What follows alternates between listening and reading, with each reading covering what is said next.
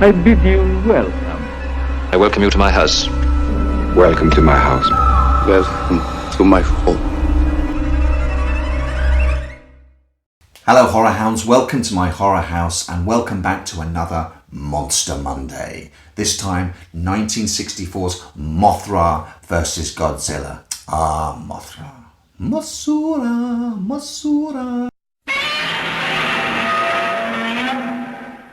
A typhoon washes a giant egg onto the shore of a small Japanese fishing village. A businessman buys the egg, still in situ, and plans to exploit it as a local attraction. Our protagonists are three journalists who are sent to cover the aftermath of the typhoon and then the story of the giant egg.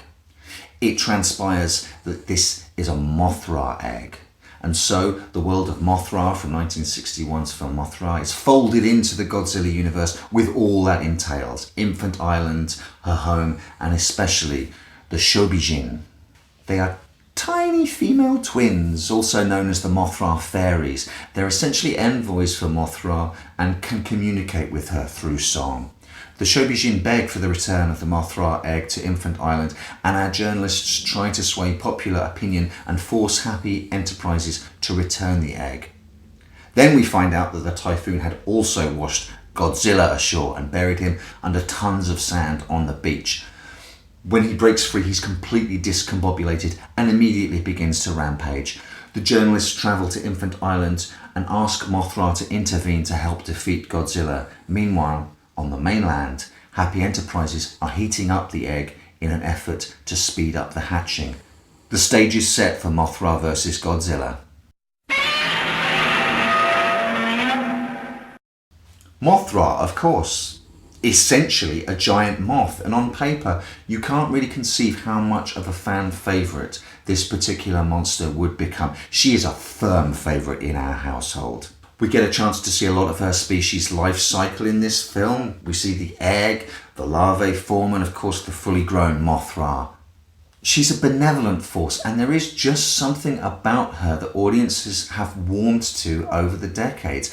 And if you're wondering how a giant moth can possibly fight Godzilla, we will get to that in a bit. And of course we've got Godzilla. He appears 30 minutes into the film and takes a little bit of a back seat. He's also not really a malign force, he's just a problem that needs to be solved. He seems to be confused and concussed from the typhoon, and so is a force of thoughtless destruction rather than an antagonist. The slow, perhaps, rehabilitation of Godzilla starts here. Once Godzilla is freed, he wastes no time and tramples an entire industrial area on his way to the city of Nagoya. We're thankfully back to composite shots with small people in the foreground fleeing from Godzilla, something that was sadly lacking in King Kong vs. Godzilla, but we're happily back to well-populated areas of destruction. As I mentioned earlier, Godzilla seems dazed and confused by the typhoon rather than destroying stuff on purpose. He stumbles into Nagoya Castle, putting paid to another famous landmark. It's an hour before the title fight, and for a fight between a huge moth and a giant fire-breathing lizard, it's surprisingly effective. Mothra's wings can create tornado-like winds that keep Godzilla off balance. She grabs his tail to keep him away from her egg, and then stays mobile so he can't target her with his atomic breath. She dusts him with poisonous powder from her wings. She's pretty formidable. And all the time she's trying to fight him into submission rather than kill him to protect her egg and the humans, and also in a weird way Godzilla himself, because it's not really his fault. Mothra's the best. We get tanks, plane, mortar, loads of explosions. I mean loads of explosions. Godzilla's head even catches fire as he walks through all of these detonations. It surely must have been an on-set accident, but they kept it in the film and it looks great. This is perhaps the first Godzilla film which would be a good introduction to the monsters for children.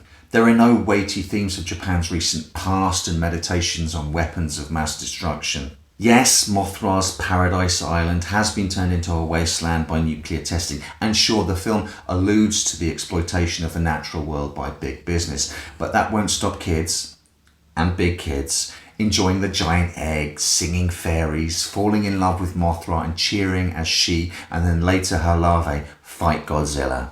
Although there are later entries which I feel pivot too much towards kiddies' entertainment, I love the creep of the nuttiness of Godzilla's wider world into proceedings. The balance is just right here, and it's a taster of what's to come, and we haven't even had a sniff of space aliens yet.